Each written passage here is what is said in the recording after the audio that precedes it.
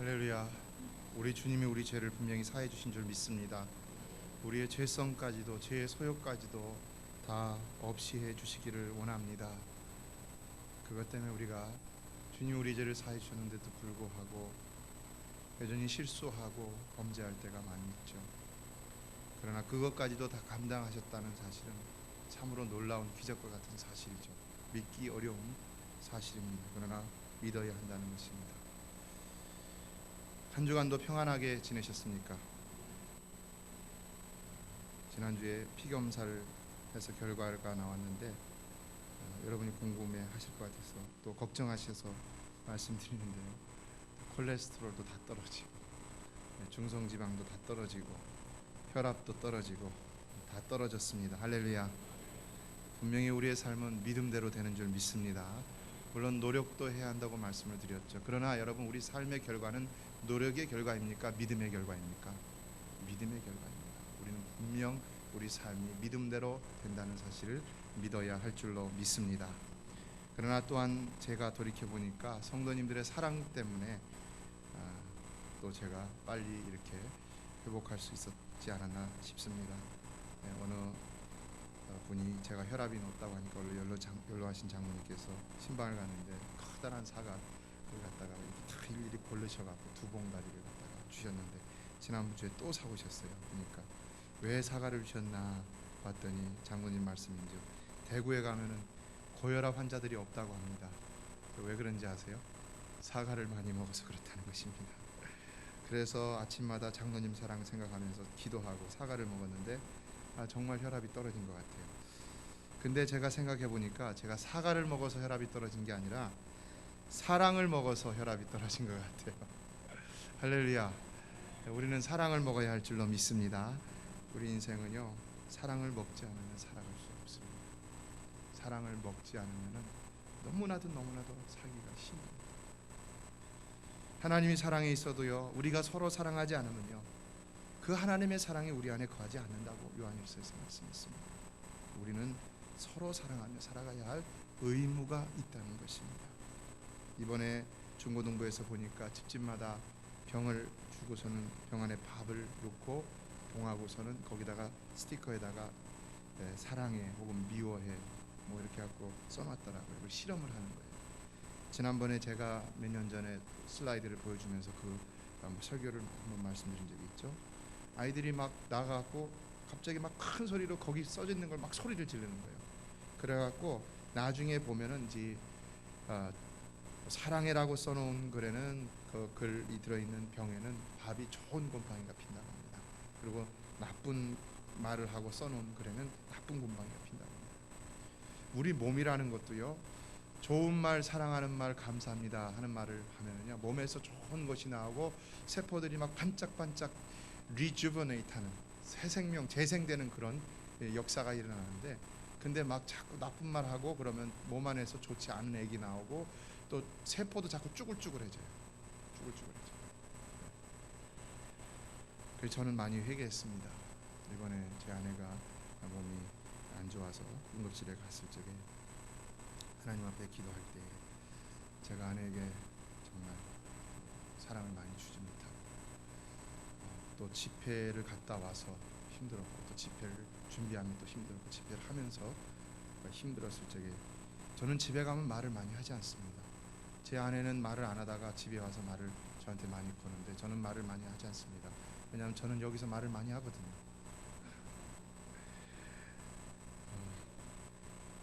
그리고 또 막 이렇게 혈압이 많이 올라갔잖아요. 그러니까 신경이 날카로워져서 좋은 말이 안 나오죠.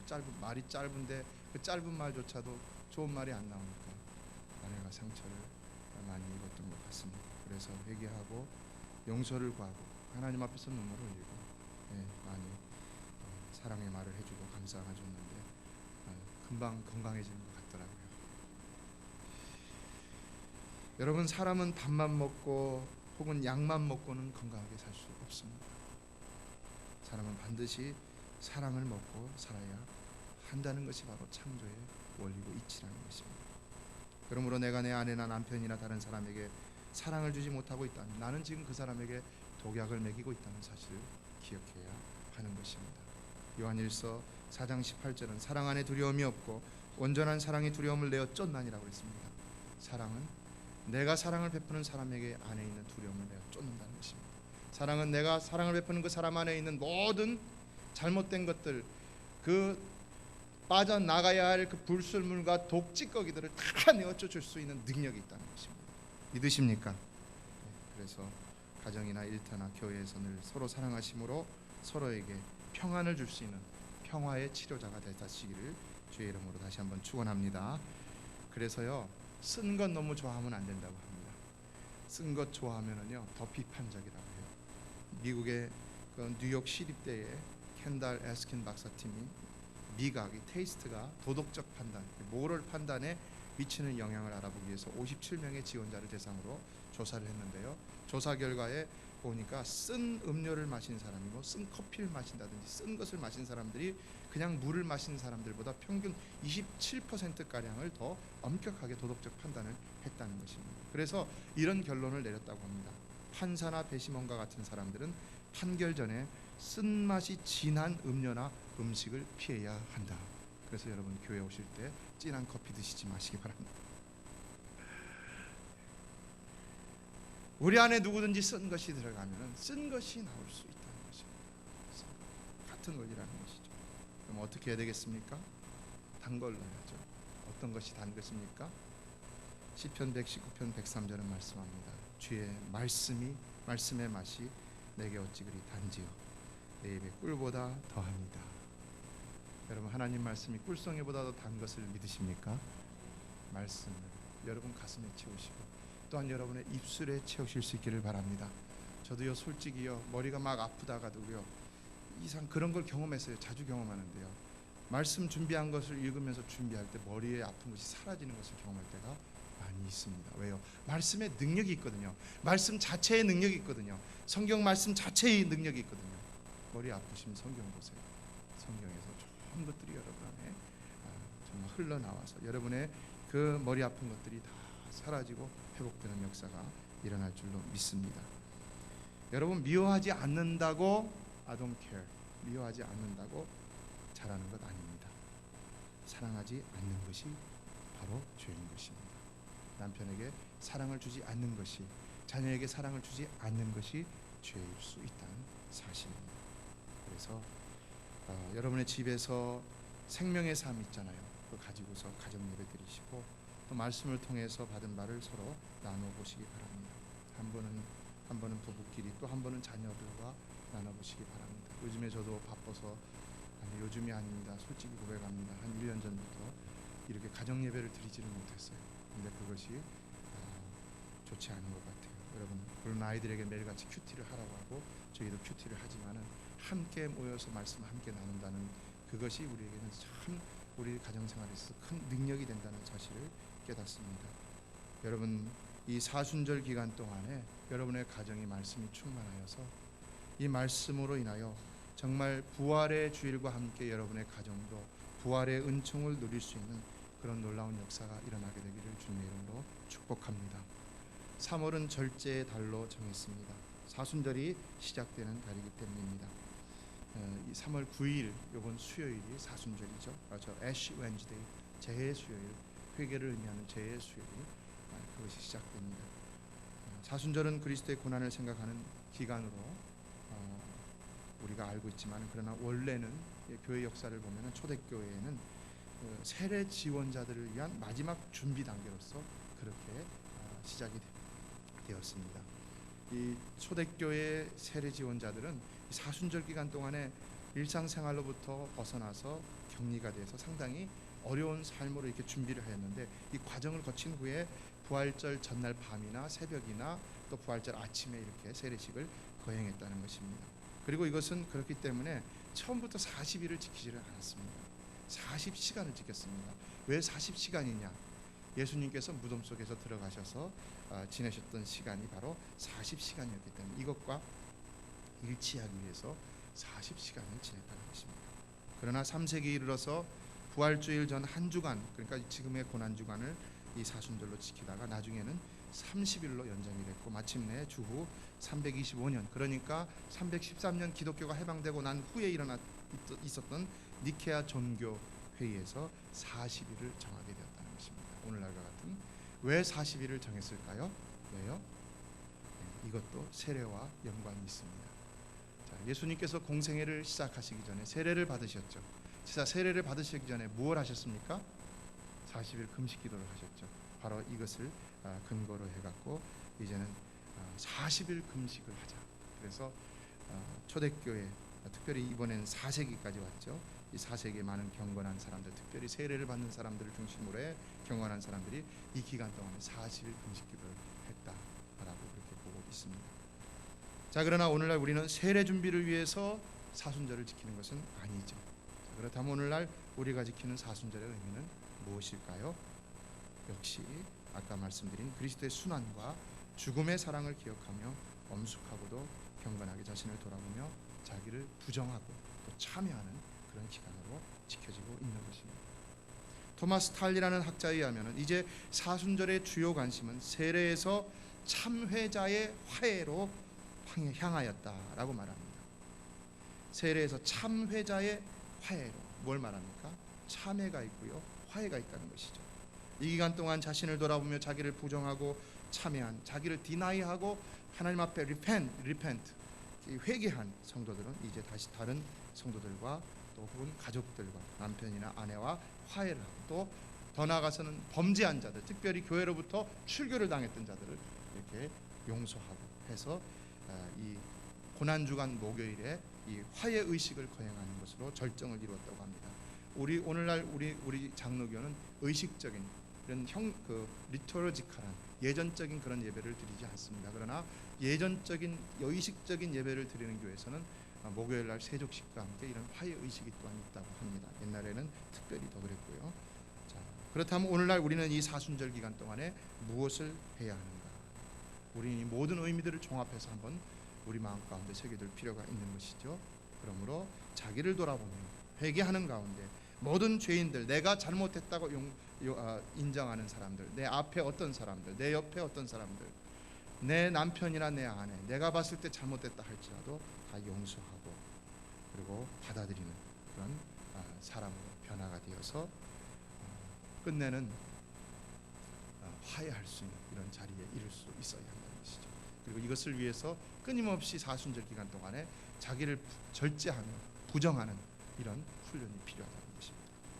이것을 해야 한다는 것입니다.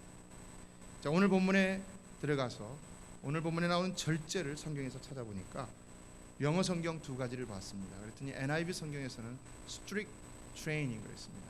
아주 극심한 엄격한 이런 훈련이라는 말이죠. 또 원문에 보다 가깝게 번역되고 있다고 하는 NASB 성경을 보니까 self control, 이게 오늘 영어 제목으로 나와 있는데 self control이라고 있습니다. 자신을 컨트롤하는 것이죠. 자, 어떤 것이 맞을까요? 절제라는 것은 나를 극심하게 훈련시키는 것일까요? 아니면 나를 컨트롤하는 것일까요? 그런데 원문을 보면 둘 다 맞습니다. 원문에 절제를 가리키는 단어 내용에는 이 두 가지 의미가 다 포함이 되어 있기 때문입니다. 따라서 우리는 보다 구체적으로 이 절제라는 것을 어떻게 받아들여야 되냐?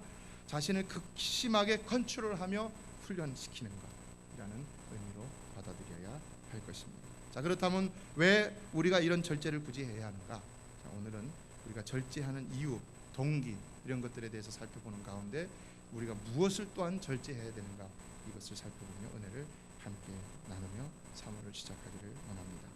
여러분, 왜 우리가 절제해야 할까요? 왜 우리 그리스도인들이 절제해야 할까요? 자, 오늘 본문에서 저는 두 가지를 살펴보았습니다. 첫 번째, 본문 속에서 찾아볼 수 있는 절제 이유 무엇이라 할 수 있습니까? 19절을 다 같이 읽어보겠습니다.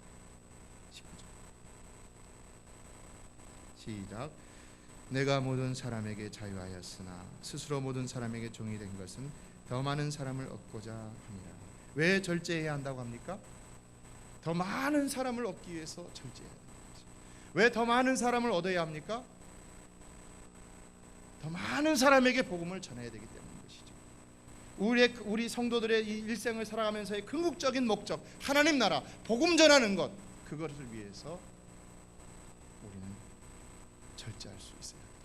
우리 생각의 절제, 우리 욕구의 절제, 우리 말의 절제, 우리 행실의 절제, 모든 삶에 있어서 절제를 할 수 있어야 한다는 것입니다. 그런데 여기 19절을 보면은 절제를 다른 모습으로 표현하고 있습니다. 무엇입니까? 19절 속에 나오는 절제의 표현은 어떤 것입니까?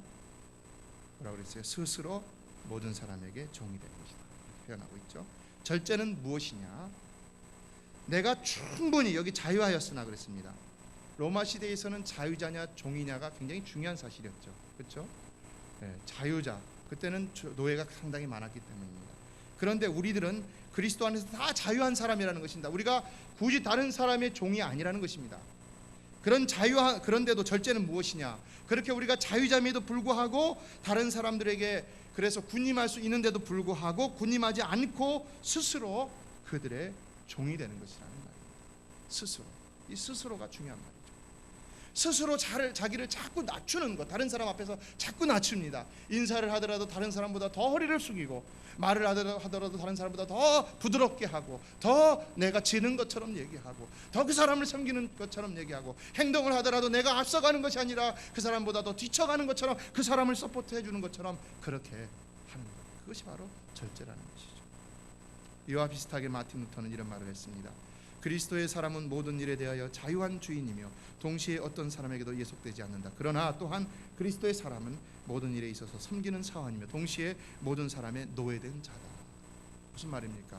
우리는 자유자인 동시에, 주인인 동시에 또한 섬기는 사원이며 또한 노예된 자라는 것이죠. 두 개의 이런 모순 속에 우리는 살아가고 있는데, 반드시 우리는 자유자라는 그런 존재감을 가지고, 그런 아이덴티티를 가지고 우리의 삶은 종으로 살아야 한다는 것입니다. 이것이 바로 사도 바울이 얘기하는 절제라는 것입니다. 자발적인 종. 왜 그렇게 해야 되느냐? 더 많은 사람을 얻기 위해서 그렇게 해야 한다는 것이죠. 어떤 사람을 보면 많은 사람을 얻는 사람들이 있습니다. 사람들이 다 좋아합니다. 그 주변을 잘 따라다닙니다. 왜 그렇습니까? 절제를 잘하기 때문에. 스스로 낮춰져 갖고 그 사람들을 섬기니까 그럽니다. 왜 내 주변에는 아무 사람도 없는가? 절제를 하지 못합니다. 내 자신이 당연히 해야 할 것을 하는 것이 절제는 아니죠. 당연히 할 수 있는데도 불구하고 스스로를 낮추어서 다른 사람을 섬기는 것이 바로 절제라는 것이고, 그것이 바로 많은 사람들을 얻을 수 있는 길이라는 것입니다. 왜 그렇게 해야 되느냐? 그거는 복음을 전하기 위해서, 그거는 더 많은 영혼들을 구원하기 위해서, 그렇게 함으로 인하여서 교회도 더 부흥할 수 있다는 것이죠. 오늘날 우리가 세상 가운데 더 많은 구원자를 어떻게 해야 생산해낼 수 있는가? 교회가 세상 가운데 군림하는 것이 아니라 세상에 스스로 종이 되어야 한다는 것입니다. 세상보다 못해서 종이 되는 것이 아니라 절제하고 그들을 더 얻고자, 그래서 궁극적으로는 그들에게 복음을 전해야 하기 때문에 우리가 세상에 종이 되어야 한다는 것입니다.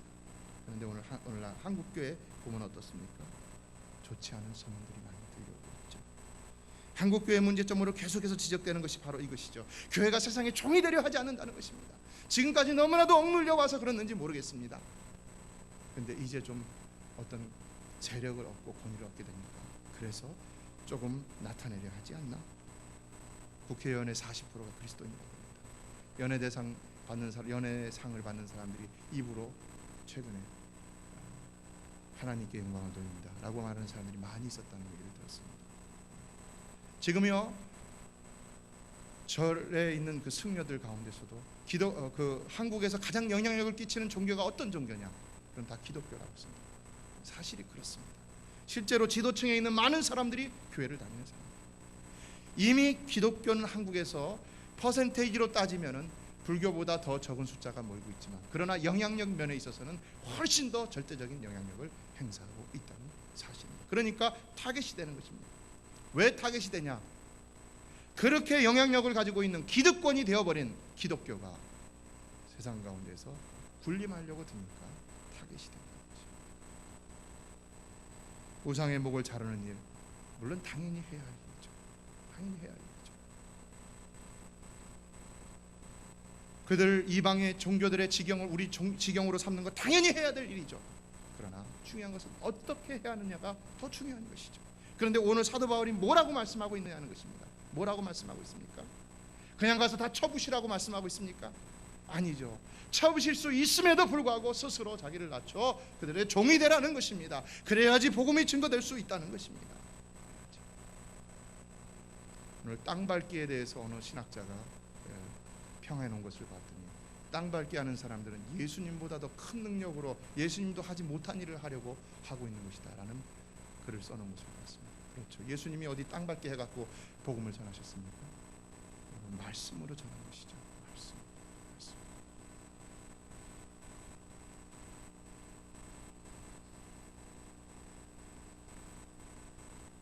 교회가 하나의 권력이 되거나 사회의 기득권이 되려 해서는 안 되는 것입니다. 교회는 여전히 세상의 어두운 것을 섬기며 희생하고 봉사함으로 세상으로부터 존경을 받는 것이 되어야 하는 것입니다.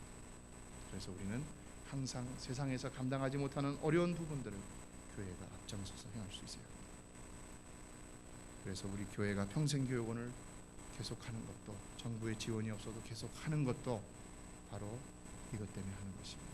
우리가 선교지에 나가서 초등학교를 세우고 또 양로원을 세우고 이렇게 해야 하는 일들도 바로 이것 때문에 해야 하는 것입니다. 교회는 이런 의무가 있는 것입니다. 오늘날 우리 교회도 마찬가지입니다. 부족한 종도 마찬가지고 우리 장로님들, 권사님들, 안수 집사님들 또 여러분 모두도 마찬가지입니다. 정말 한 분 한 분들을 다 섬겨야지 하나의 권위나 권력으로서 자리에서는 절대로 안 된다는 것입니다. 그러면 교회는 부흥할 수 없는 것입니다. 물론 영적인 거룩한 권위, 하나님이 주신 거룩한 권위는 지켜야죠. 영적인 자존심 지켜야죠. 그러나 그것은 오히려 나에게 더 냉혹해야 된다는 것입니다. 다른 사람. 그러할 때 우리는 다른 사람으로부터 권위를 인정받을 수 있고 존경받을 수 있는 것이죠. 그것이 바로 사도 바울이 우리에게 가르쳐주는 절제라는 것입니다. 이를 위해서 구체적으로 사도 바울은 이 앞에 말씀들에서 몇 가지 문제를 제기했습니다. 먼저 5장을 보면은 음행의 문제를 제기했습니다. 음행을 절제하는 자들이 되어야 한다는 것입니다. 특히 5장 1절을 보면 아비의 아내를 취한 예를 가지고 말했습니다. 여러분 말이 됩니까? 아비의 아내를 취했다. 이건 뭡니까? 어머니를 취했다는 거죠. 근데 이 어머니는 그냥 생모를 얘기하는 것이 아니라 계모를 얘기하는 것이죠. 그러나 그럼에도 상상도 못하는 것이죠. 고린도 교회 안에 이런 일이 있었다는 것입니다. 고린도 교회. 물론 세상에 그런 일이 있었기 때문에 당시 세상에 그런 일이 만연했기 때문에 그런 일이 있었다고 볼 수가 있는 것이죠. 오늘날은 그런 일이 없죠. 그러나 오늘날도 어떤 일들이 있습니까? 교회 안에도 부적절한 관계가 일어날 수 있는 것이 교회 오늘날 현실이라는 것입니다. 한국에 어디 가면은 그 어느 곳에 다 이성의 친구들이 있다고 하잖아요. 유부남 유부녀인데 자기 남편이 있고 아내가 있는데도 이성의 친구가 따로 있지 않으면 왜 없냐? 그럼 저 사람도 있고 이 사람도 있으니까 나 없으면 나 혼자 창피하다는 거예요. 그게 말이 됩니까? 하나님 말씀이 기준이 돼야지 무슨 풍속, 말도 안 되는 풍속과 문화가 기준이 됩니까? 그런데도 불구하고 그것이 현실적인 이야기라는 것입니다. 성도 여러분, 우리 그리스도인들은 반드시 육신의 정욕을 절제하는 자들이 되어야 할 줄로 믿습니다. 교회는 이성의 사랑이 아닌 하나님의 사랑으로 만나는 곳이 되어야 할 줄로 믿습니다. 어느 누구도 인간적인 사랑으로 서로를 대하지 마십시오. 하나님의 사랑으로 대하시기를 바랍니다. 어떤 형제의 사랑, 이것을 뛰어넘어야 됩니다. 이성의 사랑도 뛰어넘어야 됩니다. 부모의 사랑도 뛰어넘어야 됩니다. 하나님의 사랑을 가지고 우리가 집사님, 장로님, 권사님 서로를 대할 수 있어야 하는 것입니다. 그 다음 6장에서는 세상 법정에서의 소송을 제기했습니다. 세상 법정의 소송 문제를 제기했습니다. 세상 법정에 소송하지 말라. 무엇을 절제할 것을 말씀하고 있는 것입니까? 분노를 절제할 것을 말씀하고 있는 것이죠. 여러분, 우리는 하나님 앞에서 해결할 수 있는 일을 가지고 해결해야 할 일을 가지고 세상 법정으로 가져가서는 아니 될 줄로 믿습니다. 절대 안 됩니다. 하나님 앞에서 해결할 일 하나님 앞에서 해결해야지 왜 세상에 가져가서 해결을 합니까? 그리고 결정적으로 8장에서는 우상 제물에 먹는 문제를 제기했는데 결론적으로 사도 바울은 8장 13절에서 이런 말을 하고 있습니다. 예, 가까이 있으니까 우리 같이 한번 찾아보겠습니다. 8장 13절입니다.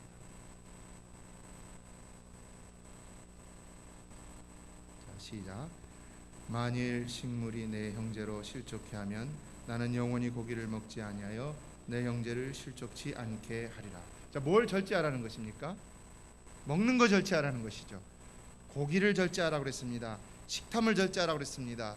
문자적으로 보면요, 아무리 먹고 싶은 건 많아도 사실 많이 먹히죠. 그렇죠? 먹고 싶, 특별히 잘 먹는 분들이 있죠. 저도 사실 먹는 일에는 남에 뒤지지 않는 것 같은데 절제를 많이 합니다. 여러분이 믿으시거나 말으시거나. 최근에는 저녁을 먹지 않습니다. 거의 먹지 않습니다. 그래도 못 믿으시는 분이 계시는 것 같은데 진짜 좀 빠졌어요. 근데 이건 뭘 말하는 것입니까? 먹는 것 자체를 얘기하는 것이 아니죠, 사실.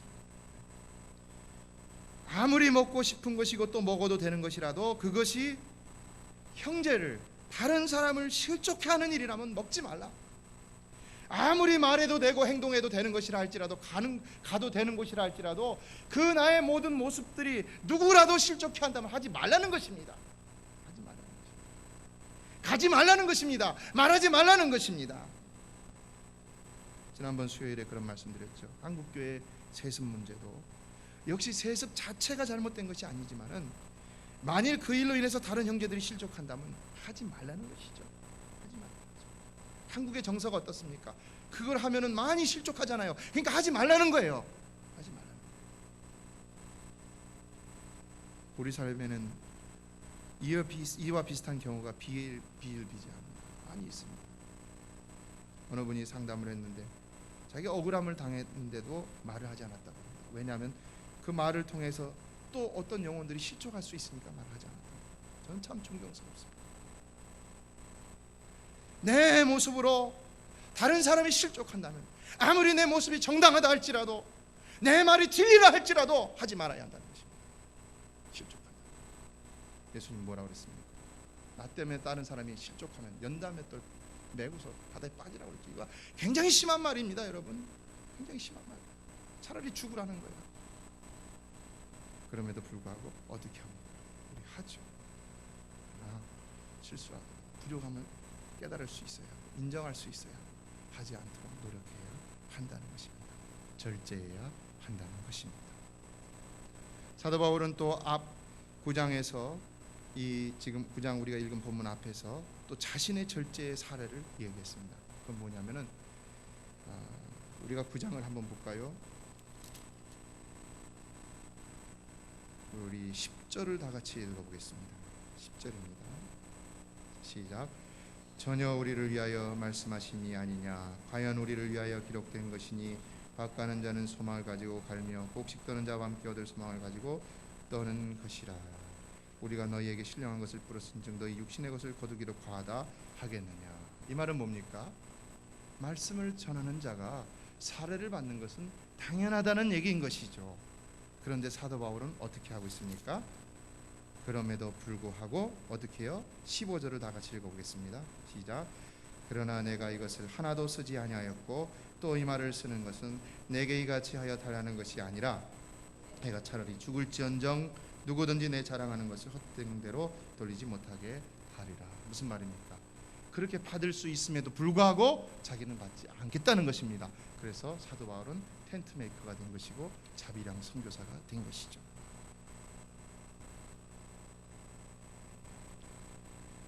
왜 그렇게 해야 되느냐? 왜 그렇게 해야 되느냐? 왜 그렇습니까? 사도 바울이 그렇게 한다면 자기가 전하는 복음 때문에 그 사람 복음 팔아서 먹고 사는 사람이다 라는 소리를 들을까 봐, 그래서 그 복음 자체가 헛된 것이 될까 봐 그 염려 때문에 그렇게 하지 않는다는 것입니다. 주의 종들의 마음에도 그런 마음들이 있습니다. 혹이라도 내가 하는 사역이, 내가 교회 부흥을 위해서 애쓰는 이 모습이 결국은 내가 더 잘 먹고 살기 위해서 그러는 것으로 사람들에게 비춰지지 않을까 염려가 있습니다. 그래서 여러분에게 누누이 말씀드리는 것은 정말 생활이 보장 어느 정도 기본적으로 할 수 있는 한은 더 많은 욕심을 부리지 않겠다고 하는 이유는 거기 있는 것입니다. 정말 그런 마음이 있습니다. 그래야만 이 성도들이 더 열심히 신앙생활을 할 수 있지 않을까 하는 생각이 기도할 때 들 때도 있습니다. 그러나 여러분의 충성은 분명히 주의 종을 위한 것이 아니라 하나님과 하나님 나라를 위한 것이 되어야 할 줄로 믿습니다. 그러므로 우리는 보다 궁극적인 목표인 저 하늘나라를 위해서 절제함으로 충성하는 삶을 살아야 한다는 것입니다. 그러므로 두 번째, 오늘 본문에서 우리가 절제하는 이유는 또한 하늘의 상을 받기 위함이라고 말씀하고 있습니다. 다 같이 25절을 읽겠습니다. 25절 시작. 이기기를 다투는 자마다 모든 일에 절제하나니 저희는 썩을 멸류관을 얻고자 하되 우리는 썩지 아니할 것을 얻고자 하노라. 아주 만고불변의 진리죠. 이기기를 원한다면, 세상의 것이나 하늘의 것이나 정말 그것을 내가 쟁취하기를 원한다면, 내가 그것을 받기를 원한다면, 하늘의 상급을 누리기를 원한다면, 세상에서 성공하기를 원한다면, 어떤 사람을 얻기를 원한다면, 그렇다면 모든 일에 절제해야 한다는 것입니다. 오직 절제하는 사람만이 이기는 사람이라는 것입니다. 많은 돈을 벌고 싶습니까? 그럼 물질에 절제하십시오. 명예를 얻고 싶습니까? 그럼 사람 관계 속에서 여러분이 할 말 안 할 말 절제하십시오. 모든 일은 매사에 절제하는 이것에 달려 있다는 것입니다. 잠을 절제하고 노는 것을 절제하고 공부하는 아이들이 좋은 성적을 거두고 좋은 대학에 가죠.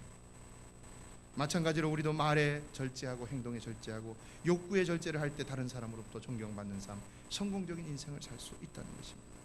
말하고 싶은 마음이 우리 가운데 굴뚝 같다 할지라도 말하지 말라는 것입니다. 하지 말아야 될 때는 하지 말라는 것입니다.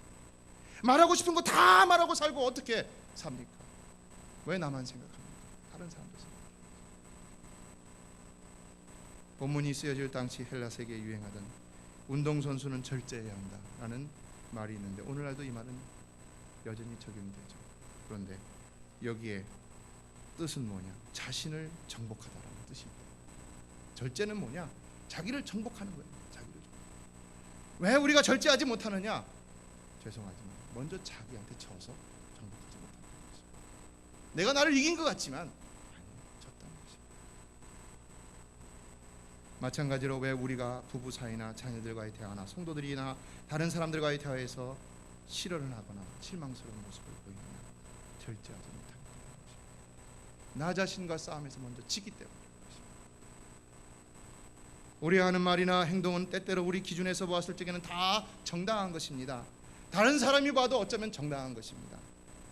그러나 그렇게 해갖고는 안 된다는 것이죠. 승리할 수 없다. 절제해야 합니다. 저희 청년들이 축구 경기 나가갖고 경고를 받고 또 게임을 몰수패를 당하고 게임을 하지 못한 적이 있습니다. 그런데 보니까요, 우리 교회만 그렇게 아니라 다른 교회도 청년들도 경기를 하다가 막 절제를 못하고 분노하고 거칠게 항의를 하고 경고를 받고 어떤 때는 게임 몰수패를 당하는 그런 경우도 봤습니다. 중요한 건요, 절제하지 못하니까 다 패하더라는 것입니다. 절제하지 못하니까. 그때는 이기는 것 같죠. 근데 궁극적으로 패하더라는 것입니다. 패하더라는 것입니다. 운동 경기는 준비 과정에도 절제하지만요, 경기를 하는 도중에도 철저히 절제하는 것이 원칙입니다. 하물며 영적 경주를 하고 있는 우리 자신이 스스로를 다스림으로 절제하여 그리스도인의 성품으로 준비할 뿐만 아니라 서로에 대해서도 어떻게 해야 승리할 수 있느냐? 절제해야, 때마다 일마다 절제해야 한다는 것입니다. 교회 안에서 선의의 경쟁이라는 말을 많이 씁니다. 그러나 그것은 성경적으로 합당할 수 없는 것이죠. 절제해야 한다는 것입니다. 25절에 하늘에 썩지 않을 멸류관은 오직 절제하는 자들에게만 주어지는 특별한 상급이다라고 했습니다. 그렇다면 여러분은 이 땅에서 말씀대로 산다고 하면서 수많은 수고를 하고도 절제하지 못함으로 저 하늘나라에서 아무것도 누리지 못하는 삶을 산다면 어떻게 되겠습니까? 여러분의 삶은 어떠하다고 생각하십니까? 좀 부족해도, 성도 여러분, 우리가 좀 부족해도 절제함으로 썩지 않을 멸류관을 누리는 자가 되어야 할 줄로 믿습니다. 여기 26절에서는 이렇게 말씀대로 수많은 수고를 하고도 절제하지 못하고 이렇게 마음대로 행하는 사람을 이렇게 표현하고 있습니다. 26절을 다 같이 읽어볼까요? 시작. 그러므로 내가 다름질하기를 향방 없는 것 같이 아니하고 싸우기를 허공을 치는 것 같이 아니하니. 절제하지 못하면요, 달리기를 하더라도요, 목표가 적인데 목표를 보지 않고 향방이 없이 왔다 갔다 하는 거예요. 아무리 빨리 달려도 향방이 없어요. 아무리 옳은 말을 하고 아무리 옳은 행실을 한다 할지라도요, 이 욕구도 마찬가지죠. 향방이 없는 거예요. 낭비예요. 소모예요. 싸우는 것도요, 강펀치를 날려도 허공을 치는 거예요. 땀 맞는 거예요. 절대로 이길 수 없다는 것입니다. 그러므로 우리의 삶은 언제나 살든지 죽든지 우리 몸에서 그리스도가 존귀 여김을 받는 절제의 삶이 되어야 할 줄로 믿습니다. 말씀을 맺습니다. 어느 새해 벽두에 아마 방송국에서 기획을 했던 것 같아요. 파산을 한 사람하고 또 크게 성공한 사람하고 이렇게 함께 놓고는 기자회견을 했습니다. 먼저 파산한 사람에게 기자가 질문했습니다. 실패한 요인이 무엇이었습니까? 그랬더니 낭비였습니다. 사업이 한창 잘 될 때 돈을 종이처럼 썼습니다. 이민사회에 많은 분들이 실패하는 경우가 낭비 때문에 실패하는 경우가 많이 있습니다. 왜냐하면 이민사회의 생활 규모는 한국에서의 생활 규모보다 훨씬 큽니다. 조그만 거 한 아이템을 가지고도 한국의 몇 배가 됩니다.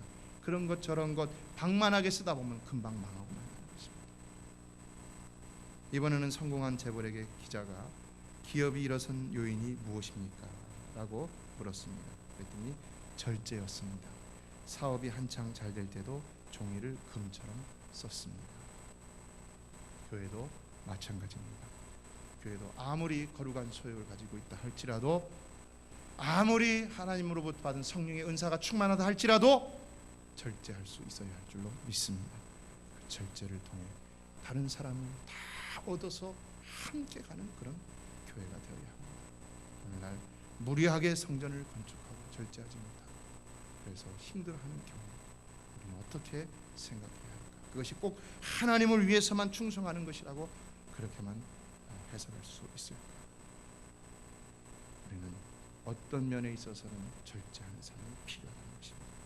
목회도 절제하지 않으면 절대로 잘할 수 없다는 생각을 자주 합니다.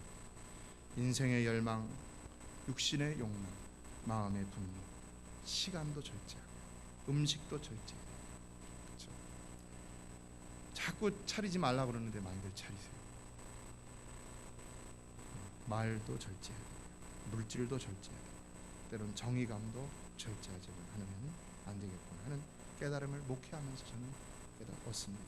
그러나 그럼에도 불구하고 늘 부족함을 느끼고 또 그렇기 때문에 부족함을 느낍니다. 그래서 여전히 지금도 부족함 가운데 여러분에게 이런 말씀을 드리고 있지만 이런 모든 어려움들을 제가 제 모습으로 안고 있으면서 여러분에게 전하고 있음을 솔직히 고백합니다.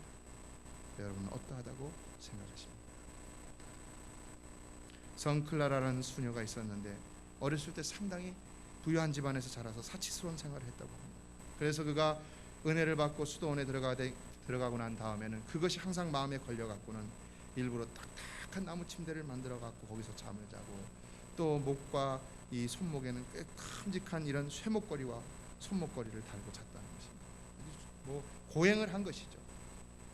그런데 어느 날 다른 사람이 자기를 향해 비판하는 말을 하니까 그냥 툭 하고 그 비판하는 말이 다시 자기도 모르게 위에서 터져나왔다는 것입니다.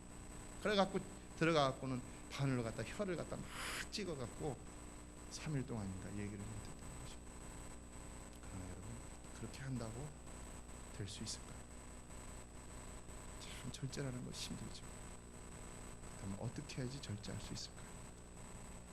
성경은 분명히 답을 주고 있죠. 절제는 뭐라고 말씀하고 있습니까? 성령의 열매라고 말씀하고 있죠. 오늘 주보의 첫 그림에 나와 있습니다. 그러므로 우리는 절제를 위해서 육체의 훈련만을 하는 자들이 아니라 경건의 훈련을 해서 성령의 충만함을 받아야 할 줄로 믿습니다.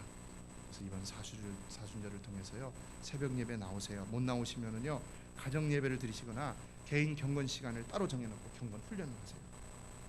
어느 유명한 골프 선수가 사우디아라비아 왕의 초청을 받아갖고 일주일 동안 그 왕에게 골프를 가르쳐주고 함께 골프를 쳤다고 합니다. 그러니까 너무 고마우니까 그 왕이 내가 너에게 선물을 좀 해주고 싶은데 뭘 원하느냐. 그래서 골프채 하나를 좀 달라고 했다고 합니다. 그랬는데 집으로 갔는데 아무리 기다려도 골프채가 안 오더라는 거예요. 근데 편지 하나가 왔어요. 실망했죠. 또 편지를 보내나 열어봤더니 이런 글이 있었다는 것입니다. 나에게 귀한 시간을 내어 많은 것을 가르쳐 주셔서 정말 감사합니다. 제가 당신의 이름으로 미국 아름다운 곳에 골프장을 하나 선사해 드립니다. 평생 마음껏 즐기시길 바랍니다. 골프채가 아니라 뭐가 왔어요? 골프장이 왔죠. 엄청난 거죠. 그러나 여러분, 우리 하나님이 우리를 위해서 무엇을 주시겠습니까? 하나님은 골프장보다 더 좋은 것을 준비하고 계시는 줄로 믿습니다. 우리의 목표는 하늘나라의 상급입니다. 거룩한 목표인 것입니다. 이번 사순절을 맞아 영원한 미래를 위해 마음을 결단하시고 경건의 훈련을 성실히 하심으로 절제의 은사를 다 받으셔서 이 땅에서 많은 사람을 얻을 뿐만 아니라 많은 사람에게 복음을 전함으로 저 하늘나라에서도 위대한 상급을 받아 누리시는 여러분의 삶이 있어지기를 주의 이름으로 축원합니다.